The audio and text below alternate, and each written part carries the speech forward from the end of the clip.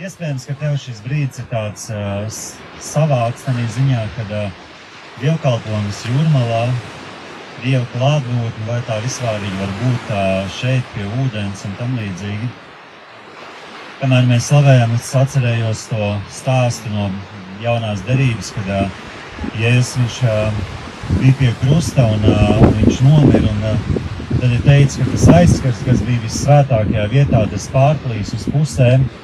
Un tas stāsts par to, ka Dievs tik ilgu laiku gaidīja, kad viņš varētu atstāt šo te fizisko vietu un nonākt mums cilvēkos. Un šodien viņš dzīvo tevī un manī. Un dievkalpojums, Dieva nams esam mēs, katrs personīgi šeit, kas šeit sēžam. Dievs nedzīvo ēkās, Dievs nedzīvo ķieģeļos un betonā, Dievs dzīvo dzīvās sirdīs, viņš dzīvo tevī un manī. Un tāpēc, kad mēs esam šeit kopā, tas nevajadzētu būt galīgi kaut kam neparastam. Ja mēs atceramies Jēzus, kurš sludināja jūras krastā, mums ir stāsts, un mēs šodien arī paskatīsimies dažas lietas par jūru un šīm lietām, bet Jēzus kalpoja cilvēkiem jūras krastmalā, un viņam nesagādāja tas problēmas sludināt Dieva valstību ārpus sinagogas, ārpus ierastās vietas, un arī šodien mēs esam šajā vietā. Un šī ir neparasta vieta, kurā mēs varam būt ne tikai šī apziņā, ka mēs esam Dieva klātbūtnē, bet apzināties to, ka Viņš ir ar mums visur, kur mēs ejam. Viss, kas jūs šodien šeit sēžat, tur, kur jūs ejat, Dievs ir jūsos. Vai jūs esat pludmalē, vai jūs esat darbvietā, vai jūs esat baznīcā, Dievs ir ar jums visās vietās. Bet šodien mums arī tāds īpašs dievkalpojums ir saistībā ar kristībām. Un man bija iespēja šodien, es biju sapnojis patiesībā laikam kaut kādus, daudz gadus, nekad tā nebija izdarījis. Beidzot, es pats pamodos bez modinātāja 6, kaut arī mēs, tad jau 2, cikos mēs gulēt aizgājām. Un es beidzot gāju, un es gandrīz līdz tam ragam, kas viņš nu skatās, es aizgāju. Un man bija tāds labs lūkšana laiks un pārdomu laiks, un es prasīju tēvam, kas tas, ko tu vēlies, lai mēs šodien domājam un runājam. Un gadījās tā, kad man ienāca prātā jūra, tā neparasti. Ejot gar jūra. Un tas jautājums, ko es šodien jūs visiem gribu uzdot, ir, ko priekš tevis nozīmē Dievs? Ar ko asociējās Dievs tavā dzīvē? Kā tu viņu redzi? Un mēs paskatīsimies vairākus piemērus no Bībeles, kur ir saistīti ar Dievu un jūru, kā Dieva spēks parādījās saistībā ar un klātesot arī jūrai. Un pirmais stāsts ir, un es gribu iziet ātri cauri visiem šiem stāstiem, jo tas pēdējais būs tas, kur mēs pakavēsimies. Tas pirmais stāsts ir, kur mēs pēc tam atgriezīsimies, ir stāsts par Izraēlu tautu, kas tika izvest ārā no Ēģiptes zemes, un viņi nonāca bezizejas situācijā, un eģiptiešu karaspēks zinās viņiem pakaļ, un viņi bija izmisumā, un tā ir situācija, kurā mēs ik pa laikam mēdzam būt, kad mēs nonākam bezizejas situācijās, un Dievs, un es pēc tam atgriezīšos pie tā, bet Dievs ir neiespējamo lietu Dievs. Ir situācijas, kuras ir dabīgi neiespējams atrisināt, Dievs ir spējīgs atrisināt. Mūsu jautājums šodien ir, ko priekš tevis nozīmē Dievs? Mums ir vairāk piemēri. Ja jūs atceraties šo stāstu, man liekas, jau 2 svētdienas vai trešdienas es viņu pieminu,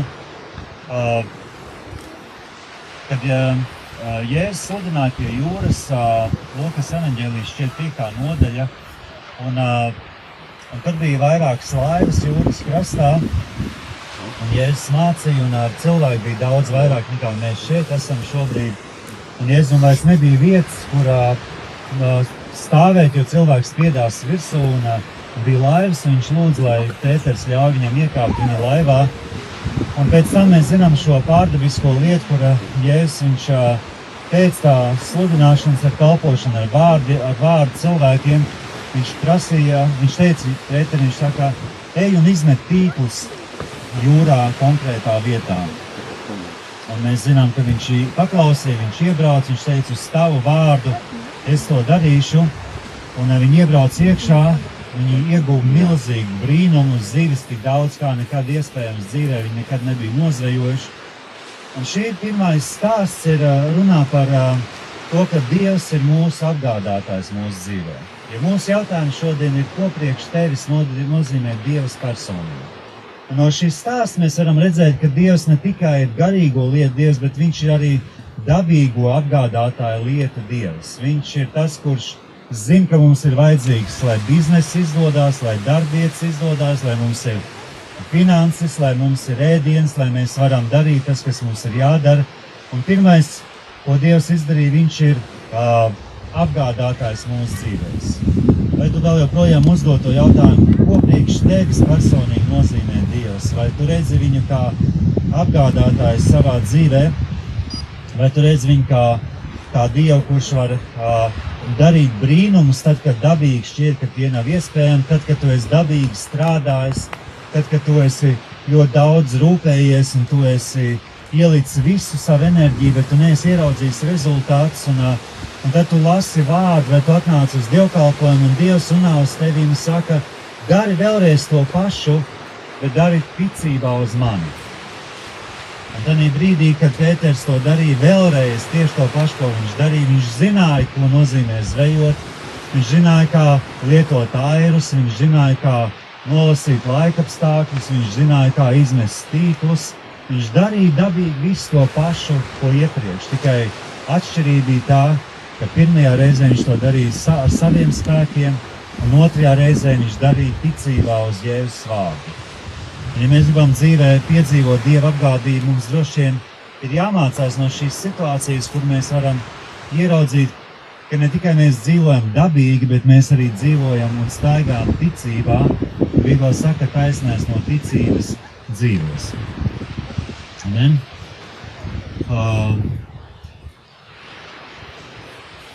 Mums ir vēl viens stāsts, ja tu esi dzirdējis par tādu pravieti Jonu, kurš Dievs uz viņu runāja, iet un sludināt evaņģēliju, un viņš kaut kādu iemeslu dēļ negribēja doties un kalpot Dievam, viņš negribēja paklausīt Dieva aicinājumam, un gadījās tā, ka viņš nonāca jūrā, un zivs viņu apēda, un viņš bija 3 dienas zivs vēderā, mēs varam teikt jūras dzelmē, lai kur tās zivs peldētu. Un šis stāsts savukārt mums simbolizē to, ka mums katram ir dzīvē aicinājums, un ka Dievs ir tas, kurš aicina mūs darīt lietas. Un Dievs ir tas, kurš atver neiespējamās durvis tur, kur mums šķiet neiespējami, jo pēc tam, kad Jona pateica jā Dievam, viņam vajadzēja 3 dienas domāt zivs vēderā. Es nezinu, cik tev tas ir vajadzīgs. Varbūt tev vajadzīgi 10, 30 gadi, varbūt, nezinu, vairāk.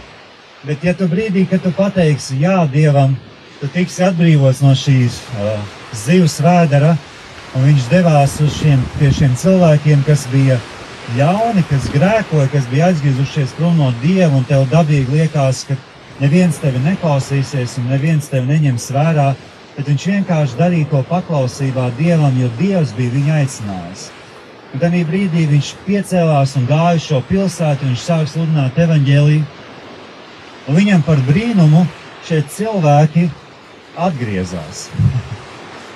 Un mums bieži vien ir bailes, kas mūs attur no šī soļa sekot Dievam. Iespējams kaut kādas pagātnes lietas, iespējams kaut kādas personīgie aizvainojumi pret kaut kādiem cilvēkiem, jo arī Jona, viņš bija cilvēks, un viņš bija dusmīgs, ka šie cilvēki atgriezās, jo viņš bija sagaidījis, ka viņi tiks iznīcināti, viņš būs lielais varenais pravietis, bet viņi atgriezās.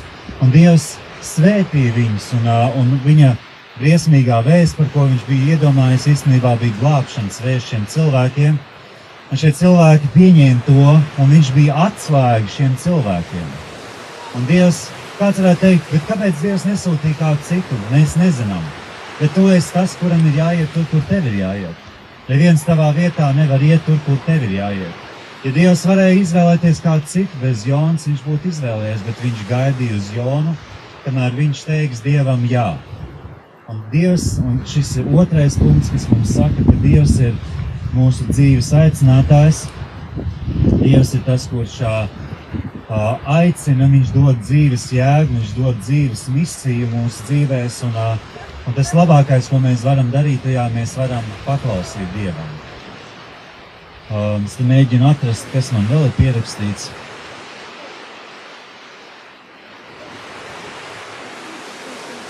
Un līdzīgi šis stāsts ir arī klāt, es varbūt visu tur nestāstīšu tur, bet atcerieties pēc tam, kad Jēzus viņš bija augšām cēlies un viņš gaidīja mācekļus jūras krastā, kur viņi zvejoja, un viņš gaidīja ar siltām, ar izceptām zivīm un ar maizēm. Un tad, kad viņi iznāca krastā, skanēja šis pats aicinājums, līdzīgi kā Jonam, Jēzus runāja uz Pēteri, viņš teica, gani manas avis. Jēzus arī šodien aicina cilvēkus kalpot viņam, līdzīgi kā Dievs aicināja Jonu, arī šodien Jēzus aicina tevi un mani darīt to, kas tev ir jādara, un tie visi, kas jūs esat kristānie šodien, un tie, kas esat nokristīti, bet tie, kas esat kristānie, domājiet par tām lietām, kas ir jūsu sirdīs. Brīdī, kad jūs domājat par šo lielo notikumu, jo tas ir svarīgs notikums, tas ir jūsu ārējais ticības apliecinājums, tas ir jūsu brīvprātīga izvēle, neviens jūs nepiespiež nonākt kādā dīvainā, nesaprotamā varbūt draudzē reizēm, kur priekš pasaules un cilvēkiem liekas savādi viņi uzvedās un savādi laimīgi viņi ir. Bet jūs ienācāt un jūs piedzīvojat Dievu savā dzīvē un jūs teicāt viņam jā, un arī šis ir aicinājums. Tāpat kā Dievs aicina kalpošanā, Dievs arī aicina mūs pie sevis. Un es gribu atgriezties pie šī pirmā stāsta, kas mums ir 2. Mūzes grāmatā. Es nelasīšu visu šo stāstu, bet stāsts ir līdzīgi kā jums šodien, kas nākat kristīties, Izraels viņš bija Eģiptē ilgus gadus, un līdzībā Bībele runā to par mūsu dzīvi bez Dieva, tā runā par grēka dzīvi, par verdzību grēkam, par atkarību no grēka, no visādām citām atkarībām. Un Dievs viņus aicināja, un arī Dievs uz tevīm runāja, viņš tevi aicināja ārā no šīs pasaules, un tu pateici Dievam jā, un tev iesākās šis lielais ceļojums tavā dzīvē. Un iespējams un visticamāk, ka būs laiki un laika atkal atgriezīsies, ka tu jau būsi savā ticības ceļojumā, un pagātnes rēgi, līdzīgi kā šie eģiptieši karaspēki sāka dzīties pakaļ, tavas atkarības, tavas lielākās bailes, tavas kaut kādas nedrošības, kaut kādas lietas, ko tev ir cilvēki teikuši, kāds, kurš domā par tevi slikti un tev varbūt ir atstājis slikti iespaidu, vai būs lietas, kas tev mēģinās dzīties pakaļ, un tev šķitīs, ka tu reizēm var nonākt bezizējas situācijā, kā šie izrēlieši nonāca Sarkanās jūras krastā, un aizmugurē ir karaspēks, un priekšā ir bezizēja, un tev liekas, ka tev nav izējas. Un mans jautājums šodien vēl joprojām, kas ir Dievs priekš manis, kas Dievs ir priekš tevis? Mēs teicām, Dievs ir mūsu apgādātājs, Dievs ir mūsu aicinātājs, bet Dievs ir arī neiespējamo lietu Dievs, jo viņš ir spējīgs lietas, kas mums dabīgi nav iespējams, viņš spēja pārvērst tās mūsu glābšanā. Un brīdī, kad viņi nonāk šajā situācijā, viņi sāk saukt uz Dievu, viņi sāk prasīt palīdzību, un Dievs tajā brīdī deva konkrētas instrukcijas šiem cilvēkiem, un Mozum viņš teica, izstiep savu zizli, un es pāršķelšu šo jūru, to, kas dabīgi nav iespējams, to, kur ārsti varbūt nevar tikt galā, tur, kur varbūt ir slimības, tur, kur ir grēka atkarības, tur, kur ir attiecība atkarības, tur, kur varbūt ir naudas atkarības, naudas saistības vai kādas citas lietas. Tu nonāksi pie šīs neiespējamo lietu jūras, tur tev šķiet, ka ceļš tālāk ir beidzies. Bet katru reizi, kad tu pastīsies uz Dievu un tu sāksi ticēt uz viņu, Viņš tev parādīs ceļu, kā pāršķelt šo jūru savā dzīvē, kā iet tālāk, un ne tikai tu varēsi izbrist, kā mēs šodien bridīsim šeit iekšā, ne tikai tavs kājas nepaliks slapjas, tu iziesi sausā cauri šīm neiespējamām situācijām, un tas ir mūsu Dievs. Un es gribu pacelt tavu ticību, Dievs ir neiespējamo lietu Dievs. Tur, kur mēs dabīgi apstājamies, tur, kur mēs sakam, ir beigas, es neredzu tālāk, kur doties, es nezinu, kā es tikšu ārā no šīs situācijas, un varbūt arī tu jau esi kādu laiku staigā ar Dievu savā dzīvē, varbūt tu esi nonācis šādās situācijās. Ja tu vari ieraudzīt to, ka Dievs priekš manis ir problēma risinātāja Dievs, Dievs ir priekš manis tas, kas dabīgi nav iespējams, to Dievs spēj atrisināt. Tur, kur ir bezizēja, Dievam ir vienmēr iespēja un izēja. Un es ceru, ka pēc šī brīža mūsu, mēs varam teikt, svētbrīža un pārdomām par šīm lietām, ieraug, ka Dievs ne tikai viņam tu rūpi, nevis viņam rūp visa pasaule, bet Dievam rūpi tu personīgi. Tu nenonāc šī vietā, tu nenonāc šī laikā nejauši. Lietas, kuras pat tu varbūt nesaproti, Dievs tevi atved uz šejien, Dievs runāja uz tevi. Mēs lūdzām, mums bija speciāls maratons, kad mēs draudzē nolēmām, ka mēs katru trešdienu nāksim un lūksim, un reizēm bija 5 cilvēki, reizēm 10 cilvēki, un es zinu, ka skaitam šajā gadījumā no nozīmes. Pēc nozīmes tam, ka mēs paklausījām tā iekšējai vadībai, un viena daļa no jums ienāca šī draudzē pēc tam, kad mēs bijām sākuši lūgt. Un kādam varētu teikt, tā bija sagadīšanās, bet mēs zinām, ka tā nebija sagadīšanās. Dievs zināja, ka tu esi aicināts, viņš gribēja tevi uzrunāt, viņš gribēja aizsniegt tavu dzīvi, viņš gribēja sastapties ar tevi tavā dzīvē. Un šodien tu esi izdarījis šo izvēli, tu esi pieņēmis šo iespēju kristīties. Un līdzīgi kā šie Izraēla tauta, kas izgāja cauri šai jūrai, un tad, kad šis grēks dzenās pakaļ, šī verdzība dzenās pakaļ, šī jūra, šī pagremdēšana, šī garīgā nomiršana un augšām celšanās tevi atbrīvos pilnībā no tavām pagātnes lietām, no atkarībām, no grēka, tas viss paliks aizmugurē. Un skaties to šodien, šo notikumu, ka tad, kad mēs tev pagremdēsim, iedomājies par to, ka tu līdz ar Kristu nomirsti savai pagātnē. Un ka tu piecelies augšā jaunai dzīvē. Kā es teicu, tad, kad mēs sekojam Dievam, pagātnes lietas, viņas centīsies sekot līdzi. Viņas liks tev, viņas runās uz tevīm, tu nekas neesi, tev nekas neizdosies, tu esi pārāk daudz grēkojis, vai tu esi pārāk maz grēkojis, vai tev vēl kaut kas trūkst. Bet neskaties uz lietām atpakaļ. Skaties uz lietām, kas Dievam ir priekš tevis nākotnē. Un Dievam ir spoža nākotne priekš tevis. Dievam ir milzīgs aicinājums tavā dzīvē. Viņš grib tevi aicināt, viņš grib tevi lietot. Tie nav tikai kādi īpaši daži cilvēki pasaulē, tie esam visi mēs, Kristus miesa. Un Dievs, viņš grib mājot savas tautas vidū, viņš grib staigāt savas tautas vidū, viņš grib mūsu vidū šeit būt.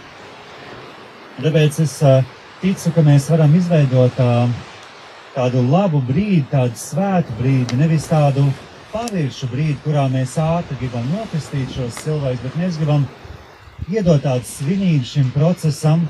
Tāpēc es lūkšu, vai Vjačeslavs te ir kaut kur. Vai es tev varu palūgt? Es tev došu tūlīt komandu, kas tev jādara tālāk, bet es tev vispirms uzzīmēšu instrukcijas. Jo Vjačeslavam ļoti labi izdodas organizēt lietas. Tā kā esam gatavi, pirms viņš organizē, man vēl viena lieta, ko es gribēju izdarīt. Es gribu aicināt visus kristānos šobrīd priekšā.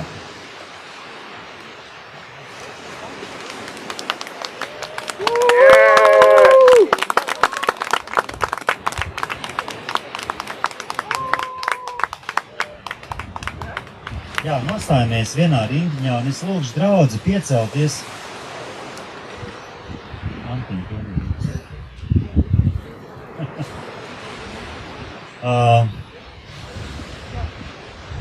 Es nezinu, kā tu redzi, kā tu pazīsti katru no šiem cilvēkiem, kādi no viņiem ir jaunāki, kādi no viņiem ir vecāki, bet atceries, ka Dievs vienmēr skatās savādāk nekā cilvēks skatās uz mums. Dievs skatās daudz dziļāk, un viņš tic jums. Viņš tic tam aicinājumam, kas ir jūsu dzīvē, viņš tic tam uzdevumam, ka jūs esat spējīgi to piepildīt, viņš tic, ka tā dzīvība, kas jūsos ienāk, tā nav vienkārši parasta dzīve, tu neesi vienkārši cilvēks, bet viņam ir aicinājums tavā dzīvē. Un tās dāvanas, kas jums katram no viņa tiek dots, un iespējams jūs saņemsiet kādas dāvanas, kamēr mēs pagremdēsim, esiet gatavi uz šīm lietām, esiet sagaidīšanā. Dievam jūs esat ļoti, ļoti svarīgi, un katram no jums ir īpašs ceļš pie Dieva. Ja jūs stāstītu katru savu dzīves ceļu pie Dieva, tie būtu pilnīgi atšķirīgi.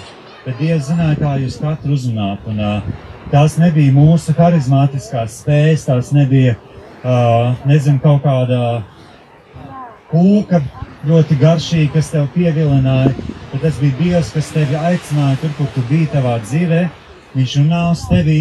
Un varbūt iespējams tu arī šodien, tu gribi būt šī brīdī, bet nolem, ka šis nav vienkārši brīdis, kur tu nākamgad teiksi, es atkal gribu kristīties. Es saku, šis ir tas brīdis, kurā es gribu izlemt 100%. Šis būs mans īstais lēmums, es to izdarīšu starp sevi un Dievu, un tas būs tāds īpašs brīdis manā dzīvē. Ja tu domā, vai mēs tevi fotografēsim, filmēsim, viss notiksies. Par to nestraucies. Un es aicinu visus draudz, ja varam panākt mazliet tuvāk visus. Vai mēs varam visi tā drosmīgi izstiet vienu vai divas rokas, kas ir drosmīgāks, divas rokas, Un lūgsim vienkārši, lūdzu no sirds par šiem cilvēkiem, ka tas darbs, ko Dievs ir iesācis, ka viņš arī turpina viņu dzīvēs. Tēvs, es Tev pateicos un slavēju Jēzus vārdā. Es Tev pateicos, Tēvs, ka Tu esi viņu gans, ka Tu esi viņu aicinātājs. Es Tev pateicos par Tavu svaidījumu viņos, Tēvs. Es pateicos par to dzīvību, kas ir ienākusi viņu garā. Es pateicos, Tēvs, ka viņi ir piedzimuši no augšienes un ka viņi tiek piepildīti ar Tavu garu, Tēvs. Es Tev pateicos, ka Tu esi tas, kurš viņus aicina ārā no tumsas savā gaismā. Tu esi tas, kurš runā uz viņu dzīvēm, Tu runā uz viņu sirdīm, Tēvs. Un es Tev pateicos par šo īpašo brīdi, ko mēs Tēvs gribam atzīmēt šī brīdī, viņu lēmumu, Tēvs. Viņu lēmumu, kad viņi iekāp šī ūdenī, kad mēs viņus pagremdēt, tas ir viņu lēmums. Un es pateicos, ka Tēvs skaties uz viņu ticību, ja skaties uz viņu personīgo ticību, nevis tikai uz viņu vecāku vai viņu paziņu ticību, bet tu skaties uz viņu personīgo ticību, Tēvs. Un Tavs vārds mums rāda, kas ir tas, kas var kristīties? Tas, kurš tic, ka Jēzus ir Kristus. Un es Tēvs pateicos un slavēju Jēzus vārdā. Un es iedošu mikrofonu katram no jums, un es gribu, lai jūs padomājat vienu teikumu vai divus pasakiet, kāpēc jūs gribat kristīties, kāpēc jums tas šķiet svarīgi, un pasakiet to, kas jums tiešām ir svarīgi. Šis ir pirmais tests jums ceļā uz kristībām. Pirmais, ko es gribu pateikt, ka es mīlu Jēzu. Viņš ir mans kungs, viņš ir izglābis manu dzīvi no pilnīga padibeņa, un es esmu šobrīd tādā situācijā, ka es gribu atdot viņam visu, kas man ir, visu savu dzīvi, es gribu kalpot viņam, un es gribu to arī parādīt publiski. Es gribu kristīties, es gribu, lai mans vecais cilvēks ir miris, un kristības ir ļoti svarīga lieta mums šodien. Es gribu kristīties, tāpēc, ka Dievs man arī ir personīgi izglābis. Es pateicoties viņam dzīves pēc tās avārijas, kā saka, es gribu arī apkārtējiem apliecināt, ka esmu pieņēmis un, kā saka, dzīvot Jēzu Kristu un es pasaulētu dzīvi. Es vēlos kristīties, jo Jēzus Kristus ir nomiris par mums, par mūsu grēkiem. Un tāpēc, ka viņš mani ir pamudinājis šo visu iekristīšanas lietu. Es gribu kristīties, jo Jēzus Kristus ir mans kungs, un es gribu citiem parādīt, ka es esmu kristietis. Es gribu kristīties, tāpēc, ka Jēzus Kristus ir mans kungs un lai pamodina mani no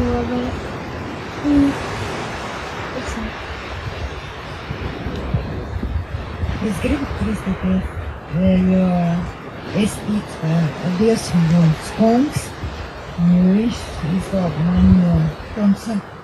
Un to es gribu parādīt, ka es ticu, ka viņš ir mans kungs.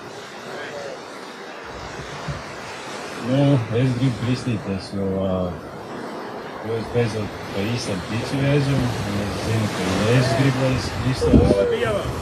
Un gribu, lai tas ir kā apliecinājums pārējiem jāgad. Es tagad esmu pa īstam. Es gribu tikt, kristītos, tāpēc, ka ticu Dievam, savam tēvam. Es domāju, ka tas ir daudz kā mainīt un daudz kā palīdzēt.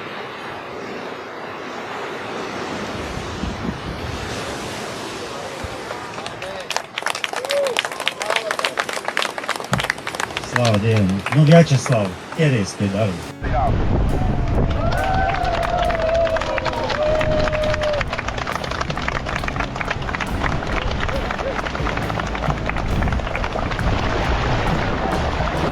Spēks ir Kunga Jēzus vārdā.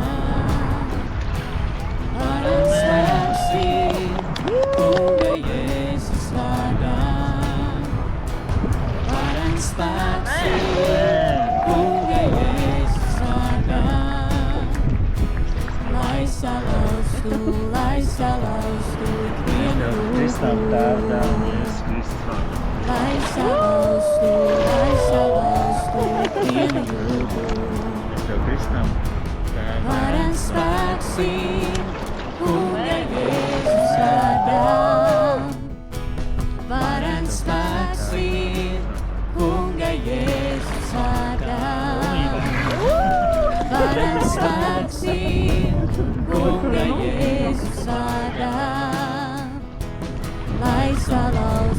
Lai salauztu ikvienu jūgu. Lai salauztu ikvienu jūgu. Varens spēks ir Kunga Jēzus vārdā. Varens spēks ir Kunga Jēzus vārdā. Varens spēks ir Kunga Jēzus vārdā. Saucu aleluja, vienamiekiem esot klāt. Es saucu aleluja, par neticību spēcīgām. Es saucu aleluja, Pagaidām trešos izstāvos, lēnām uz ūdens, ceturto. Es saucu aleluja, par mani cīnās debesīs. Dziedāšu es vētras vidū, skaļāk, jo skaļāk dzirdēs manu slavu ārā no kalniem. Cerības viņš uzveikta nāve, ķēniņš ir dzīvs. Saucu aleluja, no pašiem dziļumiem. Es saucu aleluja, un tumsa bailēs atbraucies. Es saucu aleluja, pat tad, kad viss šķiet nezināms. Es saucu aleluja, bailes mani netur vairs. Dziedāšu es vētras vidū, skaļāk, jo skaļāk dzirdēs manu slavu ārā no palmiem. Cerība dzīvs, uzveikta nāve. ķēniņš ir dzīvs.